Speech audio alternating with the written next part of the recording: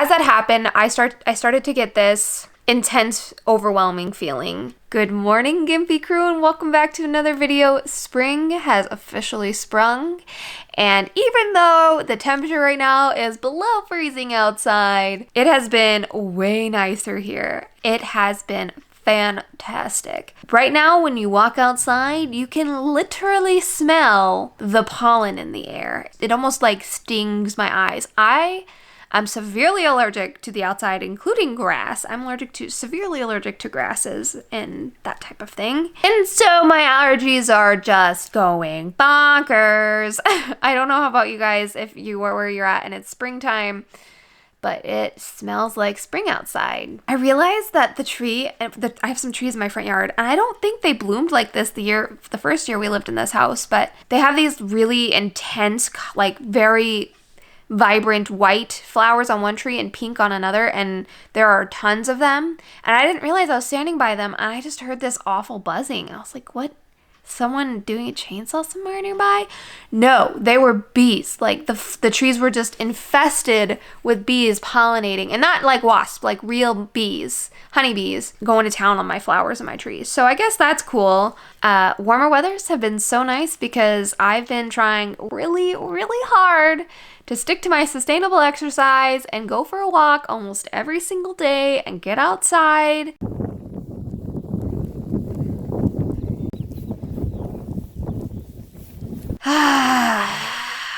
You know, I was trying to convince myself that it wasn't the walking. I was just trying to say, oh, there's other random stuff that's going on. Maybe the 10-degree temperature dip is why my leg is bugging me more. But, you know, I've gone on a bunch of hikes recently. I even went on a hike with the dogs.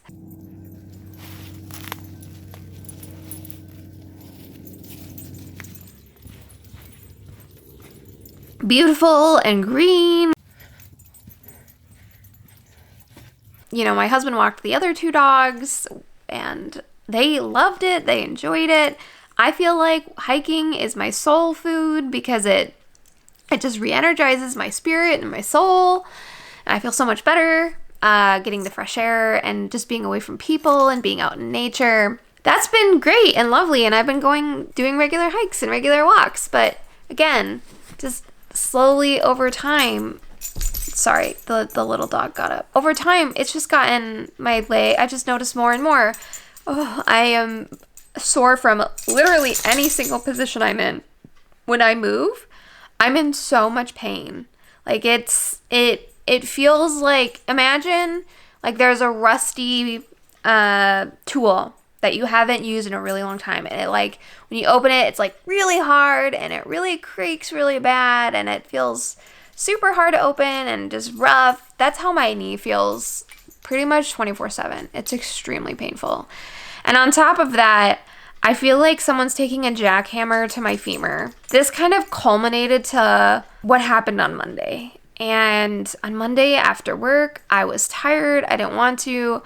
I knew my leg was bothering me, you know, more than usual. Again, my leg always hurts, but it was hurting more than usual, and I knew it. And I was like, you know, maybe I just need to keep moving. You know, the saying is that you've got to keep moving to keep your body going and to, like, not be in as much pain. Like, sounds counterintuitive, but pain reliever for arthritis is actually keeping active. It's like, you know, let's go do this. So I went for my walk. The entire walk, I was like,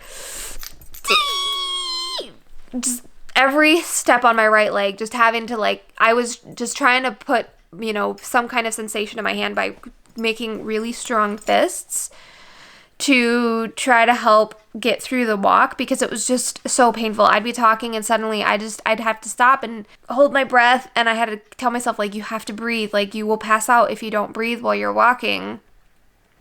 Because it was just extraordinarily painful. As that happened, I started to get this intense, overwhelming feeling. I did start medication for my mental health, and it kind of numbs me. It's helping, but it's numbing, and I think it might be too much, so I might come down a little bit on my dosage. But it's numbing me, and I could tell that I just wanted to break down and cry, and I could feel that I was at my limit. But because of the medication, I didn't have that breakdown. I was so overwhelmed. It is so overwhelming when you're in that much pain.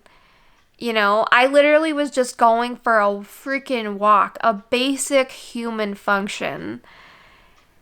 And it's one of those stark reminders. Yeah, I've gotten used to being in pain generally throughout the day. I've gotten used to doing the stairs weird. I've gotten used to a lot of the things that come with being a bone cancer survivor. But when you have those moments when it's just so literally painfully obvious, it's frustrating, it's overwhelming, because of course I want to be able to walk and I want to not, feel like I have to go through excruciating pain to keep up with my exercise regime or regimen. And literally, guys, it's not like I'm doing anything weird. All I've been doing is walks, hikes, and they're not intense hikes. Like, these are very soft rolling hills. I'm very slow going downhill. Like, I don't push myself super hard. And cycling.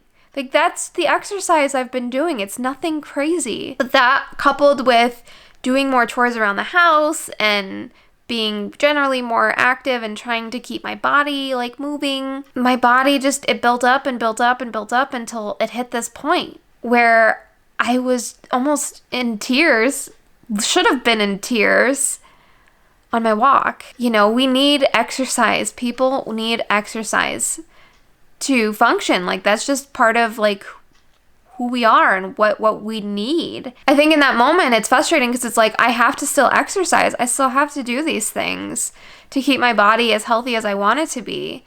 But I don't get a choice in how painful or not it is. I can't change my situation. I can't change my circumstances.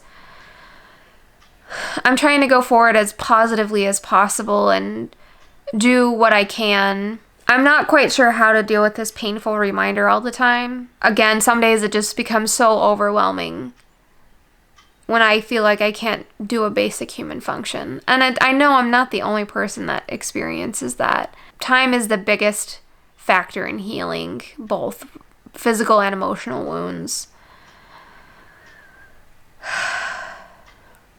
To be quite honest, I'm kind of scared to start exercising again. I think that's a natural human instinct. When something is painful, you want to avoid it. I'm going against two innate needs. The innate need to avoid pain and the innate need to exercise to just have a healthy body and have my emotions regulate and those types of things. And it's such a delicate balance. I don't know what the right answer is. And I don't know if there is necessarily a right answer. I don't know how to strike that balance. I've been trying really hard, and I think I don't want this to be all Debbie Downer, okay? I think there are some really positive things that have come out of this. I was able to do this for so much longer before I hit that breaking point compared to what I was trying before. So I want to count that as a huge, huge, huge success. I think that it's so important to still recognize that I was able to go and do so many more things. Yes, my pain was building, but normally I would reach this point where I'd have an episode like this and it built so bad that, I couldn't function for a week. I feel like I'm getting to the point, it's only been 2 days, where I can get back on the horse and try again. It's calmed down enough, hopefully, that I can start up slow and work start getting active again. I could be out for 1-2 weeks sometimes, depending on how bad it was. And so I think I'm really grateful for that because I think this technique is working. No matter what I'm going to do, I'm going to be in pain. That's just the reality of the situation. It's just how to mitigate the pain as best as humanly possible. Again, progress. Reminding myself of progress. I don't want to sit here and continue feeling like I'm grieving what I can't do. I know I try to focus on the things that I can do every single day. And I feel like I've gotten a lot further in that journey and that process. But I think it's like when someone passes away and it's been a long time and you've had, your time to really truly grieve them. But I have a family member who passed who I still occasionally remember, and I get that, that quaint little sorrow feeling when I think about them just because I miss them. Like, I loved them and they're gone, and I know that I won't get it another, I mean, I don't have a chance to talk to them at all. So I occasionally get that little sorrowful feeling. And I think that's the same thing with this. I think I'm not fully all the way there yet. I think I'm probably like 3/4 of the way kind of to that end of the spectrum of the grief process. Because I don't know if you can fully get over grief when you have grief over something as significant as losing someone or becoming disabled, for example. But I think there's a spectrum, and it's important to acknowledge these feelings that I'm experiencing because they're important. It is important because it's my life and it's what's happening around me. It's what's happening literally to me. But my heart goes out to you. Right now, I'm like sending all my good energy and all my good thoughts. I have my friend who has similar cancer who I'm thinking about right now. And I know they're going through treatment, and I'm just sending you so much love and all the good, positive thoughts and like just comforting energy. If you're not even, you might not even be open to positive thoughts right now, but just comforting energy from me. I hope you're feeling this at the, on the other side. Life after bone cancer is, it's hard, but I still want to live my life and be happy. So I want to thank you so much for watching. I hope you have a wonderful rest of your day. Until next time, please take care. Thanks. Bye.